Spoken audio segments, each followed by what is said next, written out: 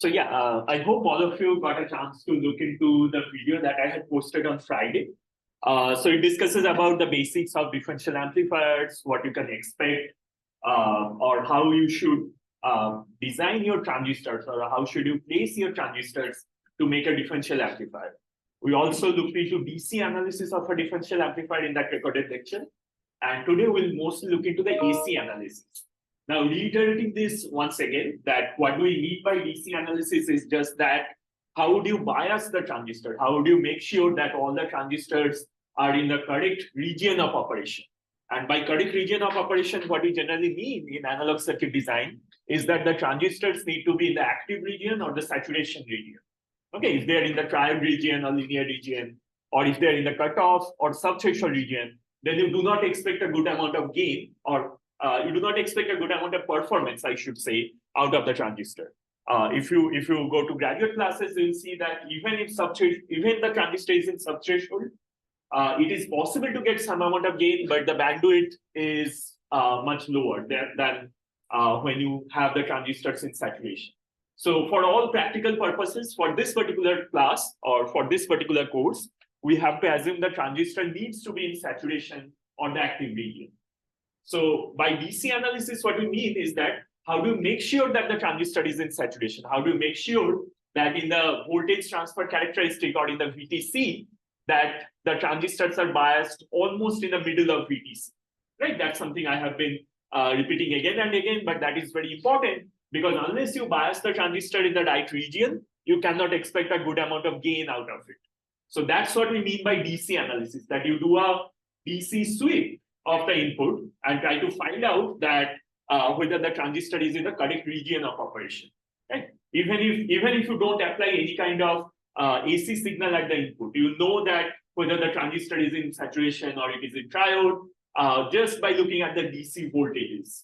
Okay, and that is what you mean by DC analysis.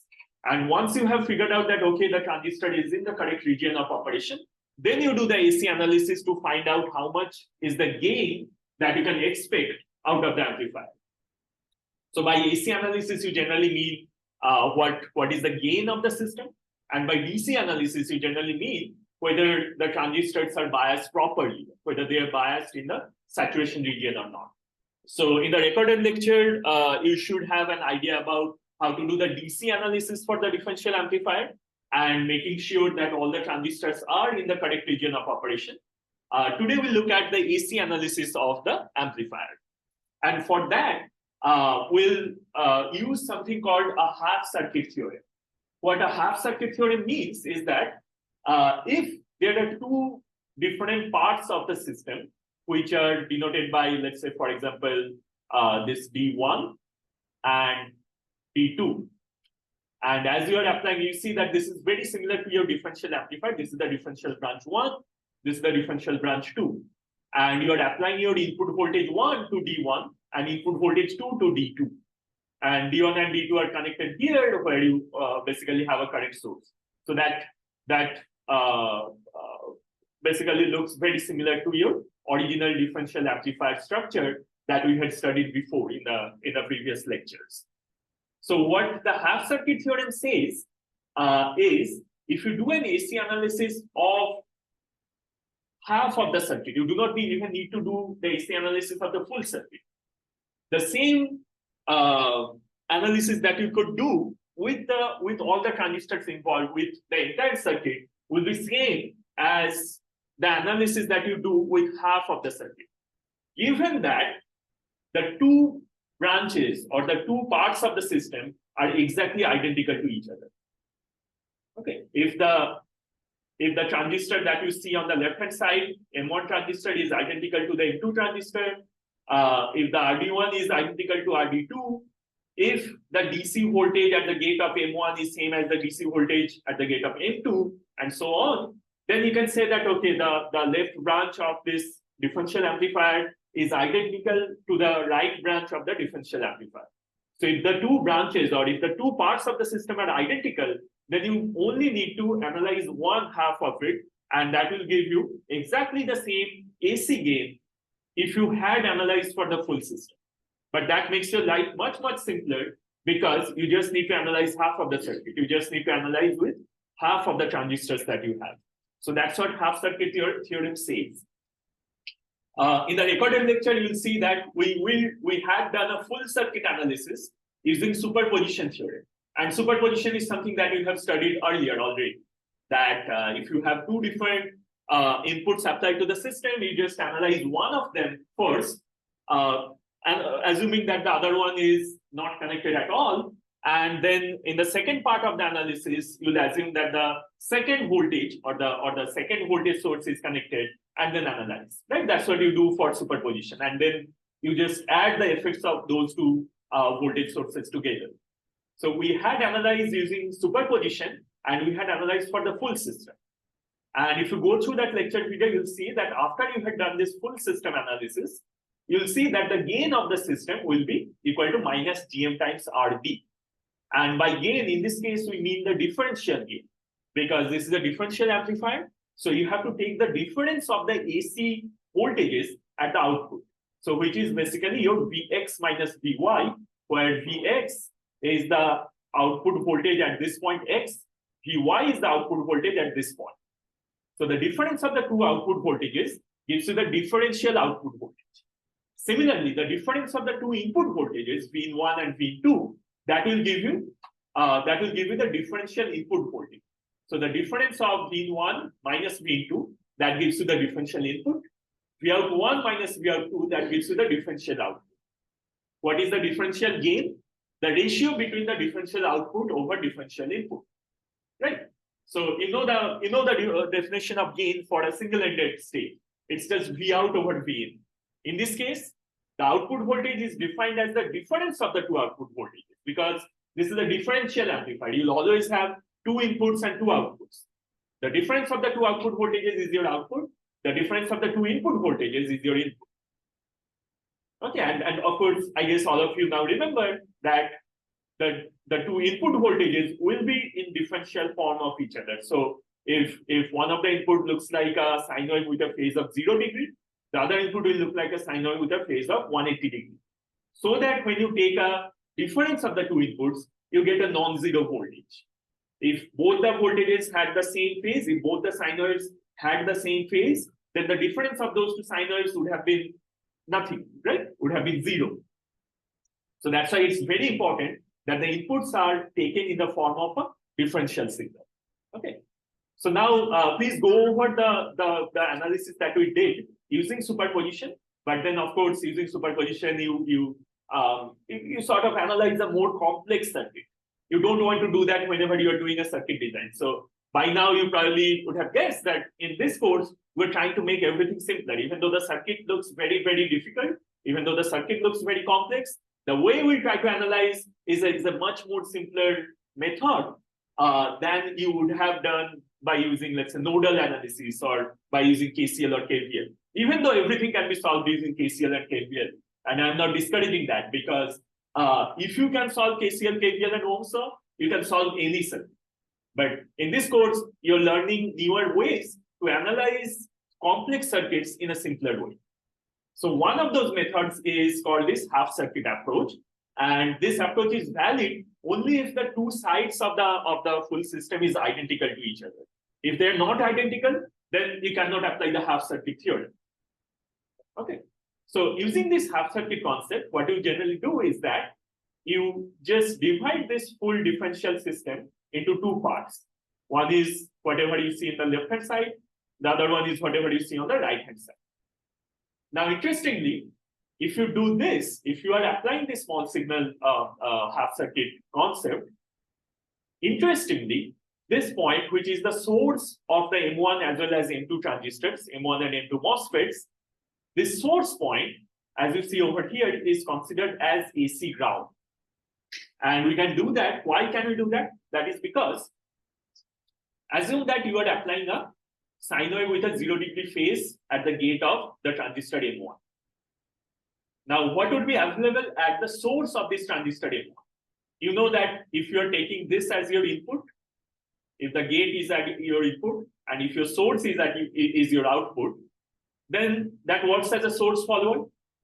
The way this transistor is configured, that if your input is at the gate And if your output is at the source, I'm not saying your final output is at the source.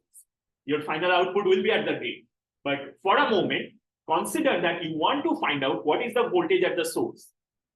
Then you are basically saying that for the time being, I'm taking my output at the source.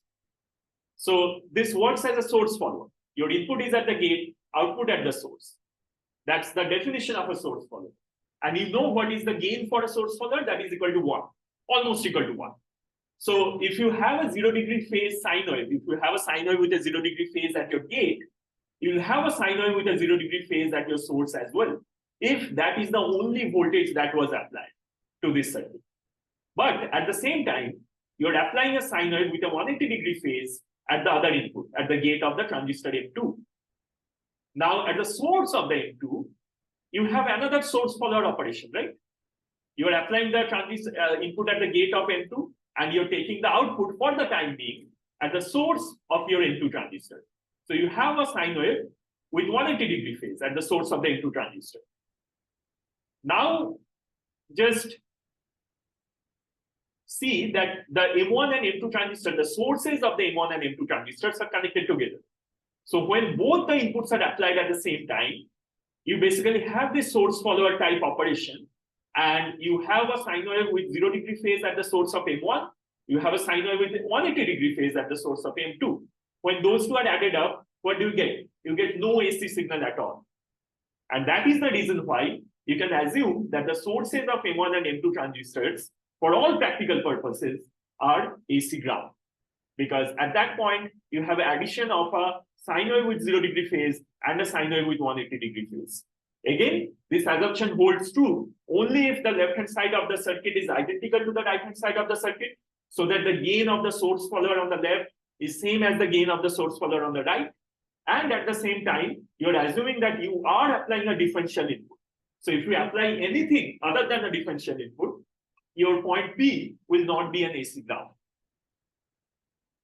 But since you are applying a differential input, and since the left-hand side and right-hand side are identical to each other, your point B, or the source of the transistors M1 and M2, are AC grounds. Okay. So now if that part is clear, and our theorem that you can analyze the half of the circuit instead of analyzing the full circuit, if we assume that theorem is true, then all you need to analyze is this common source stage on the left-hand side. That's it. That's all half circuit theorem says. That instead of analyzing this complex differential circuit, what you need to analyze is just this half circuit, which you already know to be a common source stage with a drain resistance of RD1. So what would be the gain of this common source stage? It would be minus GM1 times RD1. And if that is the gain of the half circuit, the gain of the full circuit will also be exactly the same. So that's something you proved earlier using the superposition theorem, that the gain will eventually be GMRD. But you see that the intermediate steps did not look as simple. The intermediate steps were much more complex looking. Eventually, you came up with a simpler form of that equation. But if you're using the half circuit theorem, you already know, you already end up with that simpler form of the equation for this overall more complex circuit. Okay. So using the half circuit theorem, you can readily write that the differential output divided by the differential input will be equal to minus GM times RD. Now, why the differential input is written as 2 times V1? That is because if your V1 looks like this with a sine wave of 0-degree phase, the other input will look like a sine wave of 180-degree phase. So when you take the difference of those two, it just becomes 2 times of one of the individual inputs. Okay. So that differential output divided by differential input is equal to your minus GM times RD in case of this differential amplifier. Okay. So right now, what we studied is that if your system is fully identical and you're applying a fully differential input, then you can apply the half circuit theorem or the half circuit lemma, and then that gives you that gives you this gain in a very much simplified form. Next, what we would learn is that the half-circuit theorem is applicable even if the two inputs are not fully differential. Why is that? Because let's say you have two inputs, V1 and V2, which are not fully differential. But even in that case, your unsymmetrical inputs or asymmetrical inputs V1 and V2, that can be represented as a sum of a differential component and a common mode component. So if your inputs are V1 and V2, what is the common mode of those two inputs? The common mode is defined as the average value of those two inputs, right? That's again the definition of a common mode, that the average of the two inputs is called a common mode input. If the inputs are fully differential, the common mode is a DC. Right? If the inputs are a sine wave of 0° phase and a sine wave of 180° phase, then the average of those two is just this DC point or the average value of each of those inputs. But that's the definition of a common mode input. It's the average of the two inputs. Similarly, the difference of the two inputs divided by 2, that's called a differential component of the inputs. Each of the individual inputs, right? So each of the individual inputs, V1 and V2, can be represented as a combination of a differential component and a common mode component. Again, V2 can be represented as this differential component plus the common mode component. And the common mode component is basically just the average of the two inputs, V1 plus V2 divided by 2. And if you add this component to it, you'll get V1, because your V2 over 2 will get cancelled, right? This is minus V2 over 2, that's plus V2 over 2. So what you end up with is just V1. On the other hand, here V1 gets cancelled, and what you end up with is just V2. So this is just a mathematical manipulation. Okay. So you can represent V1 and V2 as a combination of a differential component and a common mode component. Okay. Now you can visualize the circuit as shown above, that you have a differential component.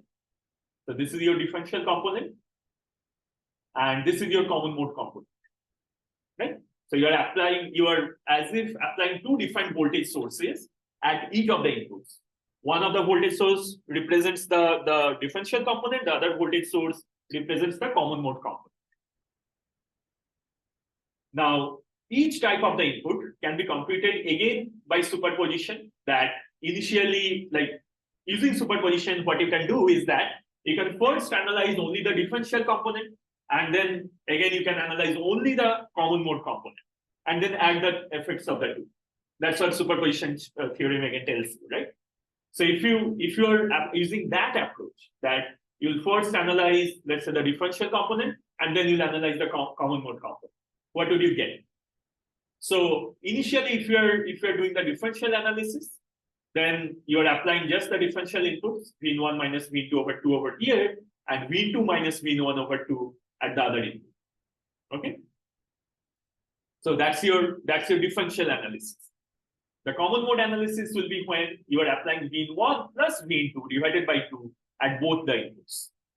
Remember that V1 plus V2 divided by 2 can be an AC signal if the two inputs are not fully differential versions of each other. So it will not be a DC signal, it could be AC if the two inputs do not have a 180° out of phase relation, or if their amplitudes are not exactly equal. Then this V1 plus V2 divided by 2 will not be a DC signal. In that case, it can be an AC signal. But we'll see that the half circuit approach will still be applicable. Okay. So now for the differential mode operation, the circuit reduces to this. You already know how to analyze this, that you have a fully symmetrical or identical left-hand side and right-hand side.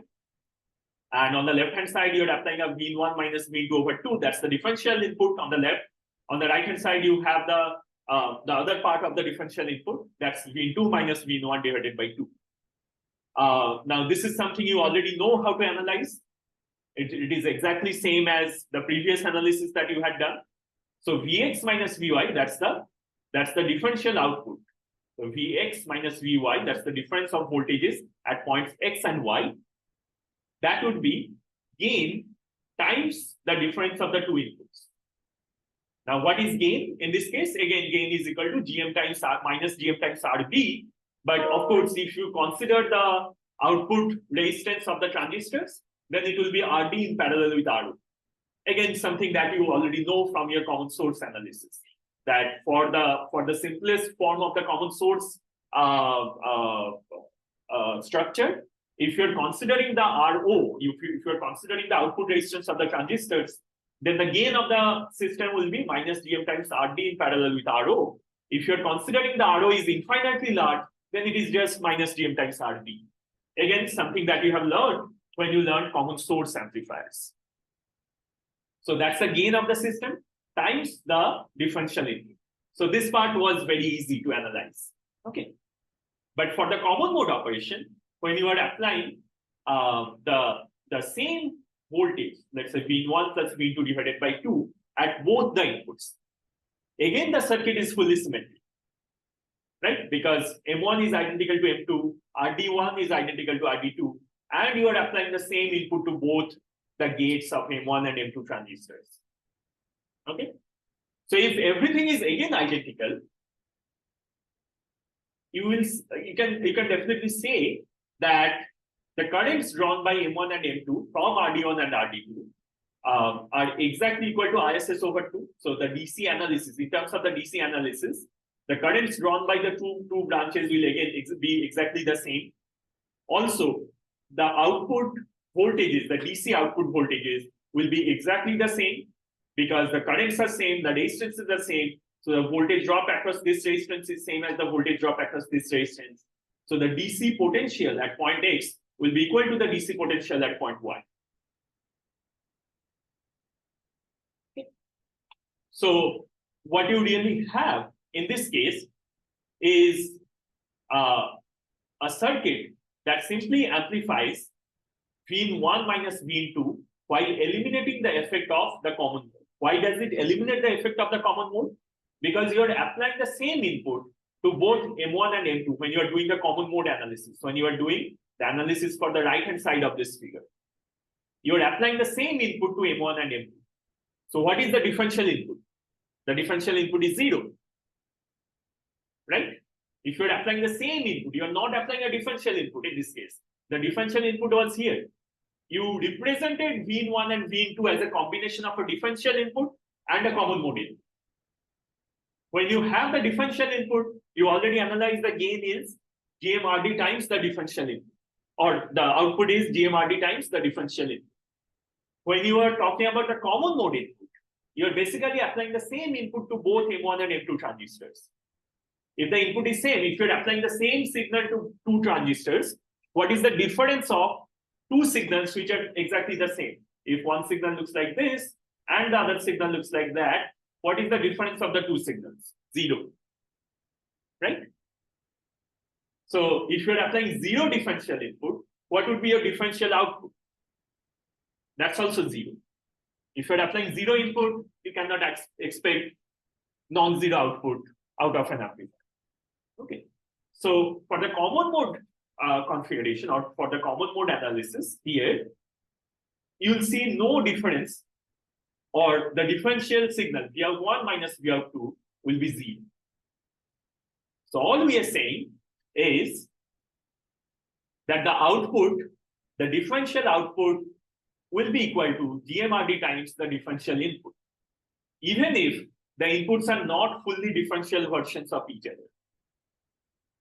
So initially we analyzed we talked about a very simple scenario when we assume that we are using this half circuit technique, and we can use the half circuit technique before because you're assuming everything is identical on the left side and right hand side. But then we talked about a special scenario when we said that the inputs are not fully differential versions of each other, and still we showed that the overall gain, that is the differential output divided by differential input, will still be GM times RD. Because you can represent the inputs as a differential component and a common mode component. Because of the differential component, the gain will be GM times RD. Because of the common mode component, you will not get any kind of gain. So the combination will still be GM times RD. Okay. Any questions here? All right. So next, what we wanted to discuss a little bit, and again, you already know about these concepts, is a degenerated differential pair. So a differential pair can incorporate a resistance at the source. So for example, if this is your differential pair, you can incorporate a resistance at the source, for example, RS1 and RS2. And that will lead to resistive degeneration, right? And if you analyze the half circuit, you'll have a common source with resistive degeneration at the source. Again, something that you already know how to analyze and what will be the gain of that system. Now, what is the advantage of the resistive degeneration? The advantage of resistive degeneration is that when you have this resistance at the source, we already discussed this a little bit when we were talking about common source with source degeneration, that eventually the gain of the system will be minus RD1 divided by RS1, right? Or if you that's just an approximated version of the gain. The actual value of the gain is minus GM1 times RD1 divided by 1 plus GM1 times RS1. So GMRD divided by 1 plus GMRS, that was the exact formula. So if you go back to your notes on resistive degeneration, you'll see that the exact formula was GMRD divided by 1 plus GMRS. Still assuming that the RO was infinitely large though. So we should not say that's an exact formula, but more exact than this RD divided by RS formula. Okay. So what this does is, one advantage that we did not talk about in detail earlier was that as you represent the gain as a ratio of two resistances, this does not depend on any of the transistor parameters, right? This transistor can have any GM, the transistor can have any kind of any amount of current passing through it, but still the gain is RD divided by RS, right? In this formula. So that's, even though that is not true for any GM or any current going through the transistor, because at one point you will see the transistor will go out of saturation and then this formula will not be valid. So this formula is valid only if the transistor is in saturation. But even in saturation, if you again go into the details of the previous lecture that we recorded, you'll see in the DC analysis of this differential amplifier that there is a region where you can expect a linear gain out of the system. That when your output changes as you change your input. So this is the region when your output changes as you change your input. You're plotting your delta V, the difference of the input voltages on your x-axis, and the voltages at Vx and Vy on the y-axis. So there is a region when you can expect a gain out of the system. That is basically when your slope is high in this output divided output over input plot. So this is a modified version of your VTC basically, right? For a differential amplifier, that as you are changing your input, if the difference of your input DC voltages is 0, then you have the maximum slope of this modified VTC curve. So this is basically your, remember your original VTC looked like that. So it is as if you're shifting this VTC by, let's say, VDD over 2 amount on the left-hand side. Why? Because now your x-axis, instead of being the input, it's the difference of the two inputs. Del V in is the difference of the two inputs. So if the difference of the two inputs is 0, then you're sort of at the middle of this VTC plot. So it's a shifted version of the VTC plot that you already know, and the details we had discussed in the recorded lecture that I had posted on your Canvas page.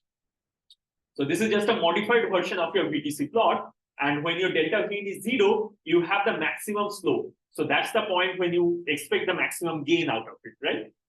But as you go, as your delta V becomes a non-zero quantity, let's say you are at this point or that point, what you'll see is that the change in your output will gradually become 0.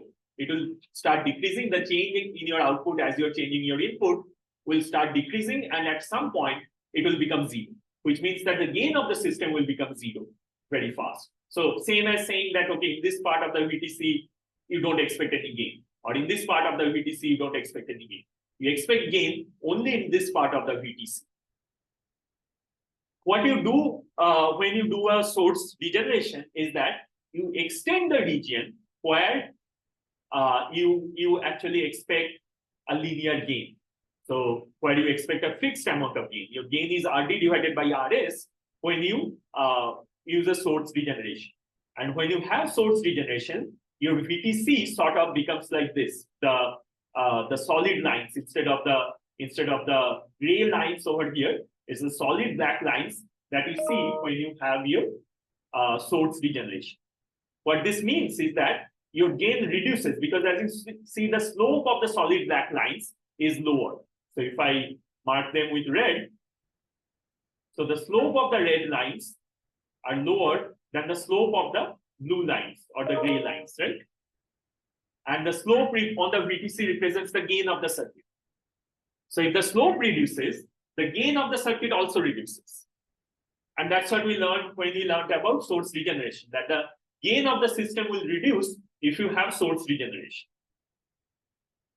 But the interesting thing is that you get the gain over a larger range of your input voltage variations.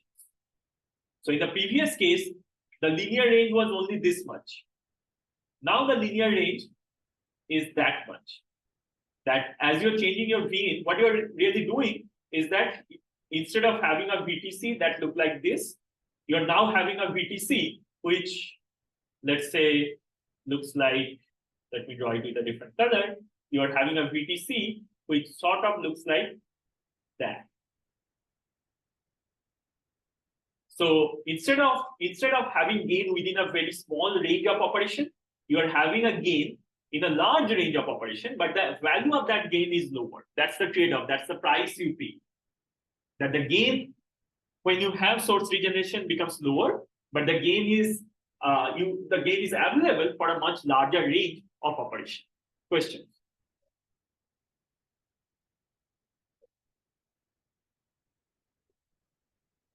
Yes, that's true, because as your gain is reducing, your bandwidth increases. So I think you asked about this question when you were discussing source regeneration. So as your gain reduces, your bandwidth increases. That's true. But here we are not talking about only the bandwidth. We are also talking about the range of inputs. So from your VTC, you know that you cannot apply any DC voltage of your input. So the gain, you cannot expect gain if your DC voltage is very small or if your DC voltage is very large. If your bias point is very small or if your bias point is very large, you cannot expect gain out of that system. But then it's a hand-waving statement. It's not a quantitative statement. How large should your DC value should be so that you can expect your gain? So we'll learn about these things in the later lectures, which is something called ICMR, or input common mode range.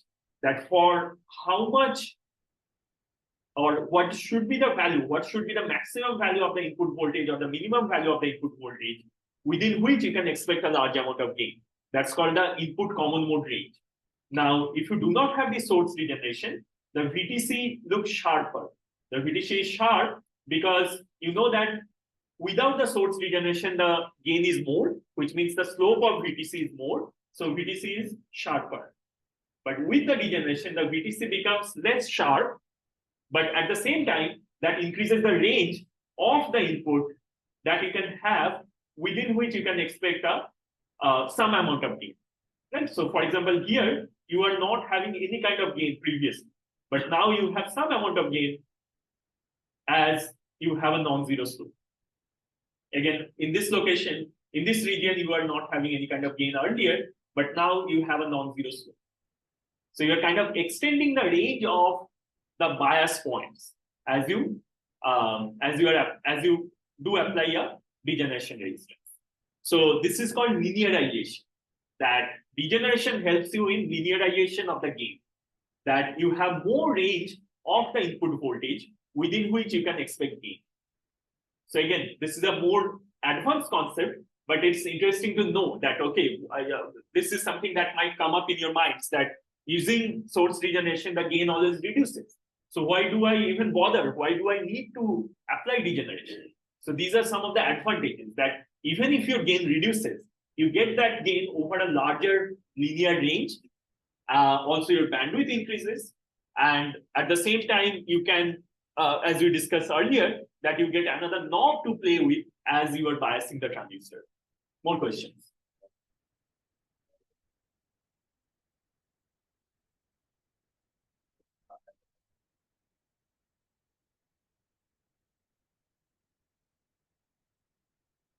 Right.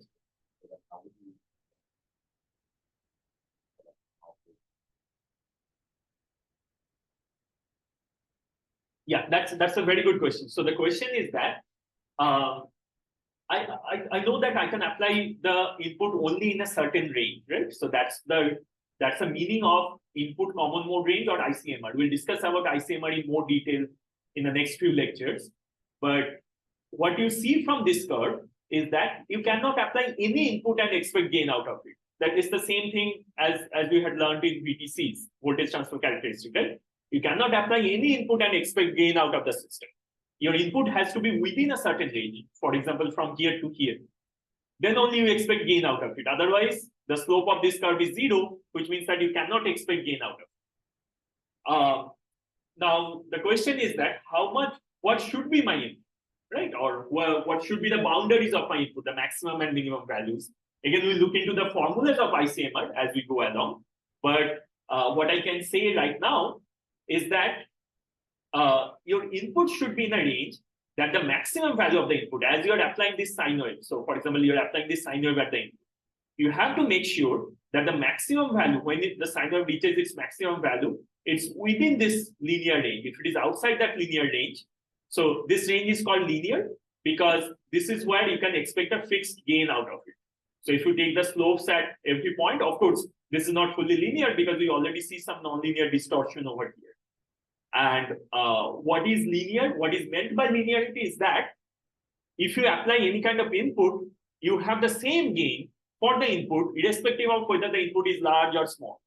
Your gain, if your input is Vin, your output should always be A times V if the system is operating in a linear range. That your input multiplied with a linear quantity is your output. But if your output changes as a function of how big your input is, then basically you are saying that your system becomes non-linear. Okay? But if your gain is irrespective, independent of your input, then you say that your system is linear.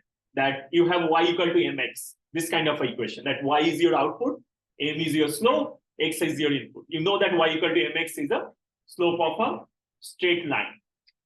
So that's what is y equal to mx, right? So y equal to mx, you know that that's the equation of a straight line going through the origin.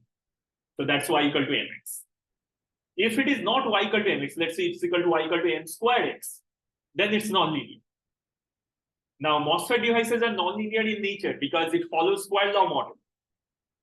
But it is linear within a short range of operations. So let's say within a short range, it is linear. So again, that's why there is the concept of small signal. That within a small, if your input is small enough, you can assume that we are within this small region of operation where you can assume that the gain or the slope of the system is same, constant. Okay?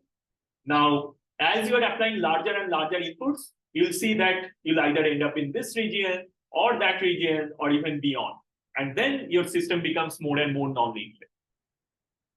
Now, one way to fix this is that extend your linear range. So instead of having a slope like that, have a slope that looks like this over a larger range.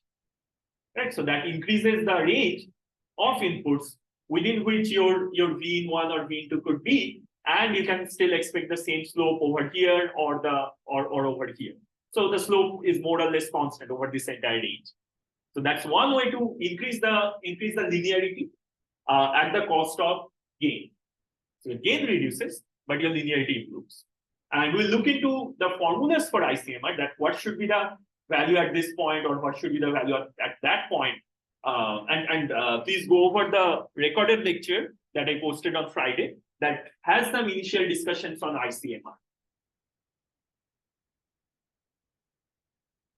Okay, so with degeneration, what you'd expect is that the linearity of the system will improve, but the gain will reduce. So that's another advantage of degeneration, that your linearity improves. You can apply your input in a larger range, without thinking about whether my gain will suffer or not because of the linearity issues or because of the amplitude issues. Okay. Now, in this case, when you have degeneration, you can find out the small signal voltage gain using the half circuit concept. That, okay, you divide the circuit into two parts and you only analyze the left-hand side. So here, this point will become AC ground, as we had analyzed before. And what you have over here is just a common source with source degeneration. So the gain of that system is basically GMRD divided by 1 plus GMRS. Or it is right now represented in a form which is RD divided by 1 over GM plus RS, which is basically equal to your GMRD divided by 1 plus GMRS. Now, when your GMRD as well as GMRS is much larger than 1, this reduces to RD over RS.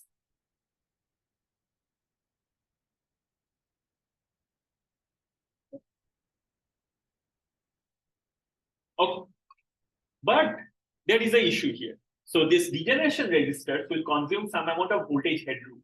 What is meant by voltage headroom? That if you look into the previous circuit, you will see that there would be a voltage drop across this RD1 resistance. There would be some amount of voltage drop across this M1 transistor. There would be some amount of voltage drop across this degeneration resistance RS. And there would be some amount of voltage drop across the current source. So there are 4 places where you incur some amount of voltage drop. Okay. RD1, RS1, the transistor, and the tail transistor at the bottom. What is meant by headroom is that the total voltage drop for all these 4 components will be same. The total voltage drop is the voltage between your VDD and ground. So that is fixed. If your VDD is 3 volts, the total voltage of these 4 drops will be equal to 3 volts. So if you have 3 components instead of 4, each one of those components can have more voltage headroom to play with. So what headroom means is that how much tolerance you have, how much you can increase the drop across one component so that the transistors are still in saturation. So of course, if you have more and more components, it will become harder and harder to have better headroom while keeping the transistor in saturation. So if you had 10 components here, it would have been even more difficult, right? So the disadvantage of this one other disadvantage of having this RS1, the source degeneration resistance, is that it costs you headroom, right? So the VDS of the transistor that you can have is reducing because there is one additional drop across this RS1 resistor. And if your VDS reduces, you know that you have a chance that your transistor will go out of saturation earlier than what it was doing before. Because the equation of saturation is that your VDS has to be more than your V over drive. If your drain to source reduces, there is a higher probability that the transistor will go out of saturation. So it's not a good thing that you have another resistance which is causing you some amount of headroom. But how to fix that? There is one very simple way to fix this.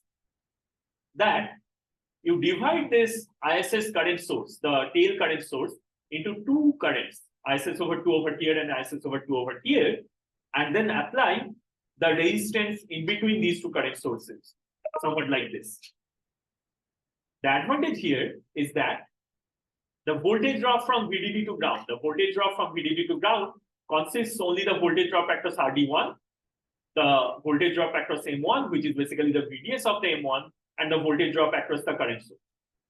The voltage drop, there is no voltage drop across this resistance because at this point, you basically have a AC ground. At this point, you basically have an AC ground. So there is no DC voltage going from this point to that point. So there is no current, there is no DC current going through this resistance. In terms of the half circuit though, as you are drawing a line in between, and you're considering the, let's say, the left-hand side only, then you have, and remember that you will do the half circuit analysis only to do an AC analysis. There is no point doing a half circuit analysis for DC because for DC, it's much more easier. So you do a half circuit analysis only to find out gain. And in that case, you'll see that, okay, I have my RD1 resistance connected at the drain. I have my M1 transistor over here. This ISS over 2 is a DC quantity, so it will not appear in your AC analysis. And then this twice RS, half of it will appear in the left-hand side, half of it will appear on the right-hand side. So there would be a resistance of RS that you'll see at the source of this transistor, and then you'll see the AC ground. So in this way, if you just split the tail current source into parts, then you solve the headroom problem that you had before. Okay, so that's about the degenerated differential pair. Something else we wanted to discuss very quickly is the common mode response of a differential pair. So in reality, the differential pair will not be fully symmetric because the transistors can never be made fully symmetric. So this is something that you know from your labs, that okay, the behavior of the transistor that, for example, you are seeing will not be the behavior of the transistor that you have. So every one of you have different transistors, and the properties of those transistors are different. Their threshold voltages are a little different. Their GMs are a little different, even though you are applying the same gate voltage and so on. So if the transistors are a little different, and also these resistances are a little different, then everything that we talked about before will not be applicable. Of course, that's a non-ideality. So it's a much more complex concept. So what is meant by the common mode response of a transistor or of a differential circuit is that when either the RD or M1 is non-ideal. If you have non-ideal components, then earlier what we did is that we just completely ignored the common mode component. We said that if you are applying a common mode input at the gate of M1 transistor and the M2 transistor, the difference of those two will be 0 and your output voltage will be 0. But that is only true if all the components of the system are identical. If they're not identical, what you really see is, again, I'll not go into the details of it because it is much more advanced concepts, that you'll see something called a common mode to differential mode conversion. That even if you are applying a common mode AC signal at the input, even though the difference of that common mode AC signal should have been 0, even though the output AC signal should have been 0 because of that common mode input AC, you'll eventually see that there would be some amount of differential AC signal at the output because of a common mode AC signal at the input. So that's a non-ideality of the components, and that's called common mode to differential mode conversion. And you may have heard about CMRR of a op-amp or a CMRR of a Diff-Amp, the common mode rejection ratio of an op-amp. What it really means is that what is the ratio of the differential mode gain over the common mode gain. If you have a differential voltage applied at the input, you probably have 60 dB gain. If you have a common mode voltage applied at the input, you may have minus 20 dB gain or 20 dB attenuation. So the ratio of those two will be 60 dB divided by minus 20 dB. That will be a total of 80 dB. That's called the common mode rejection ratio of a Diff-Amp. So we'll not go into the details or the formulas for common mode rejection ratios, but this is something that I think you need to keep in mind, because whatever we discussed till now was ideal, but in real life, you'll have more non-ideal scenarios. So what we would discuss on Wednesday's lecture will be a little bit of this common mode to differential mode conversion, and then we'll talk about transistor mismatch, and we'll also talk about different kind of loads for the MOSFET. So instead of resistive load, if you have diode connected loads, then what will happen? If you have common source load, what will happen, and so on. So that's what we're going to discuss in Wednesday's lecture, and then we'll summarize the discussions on differential amplifiers.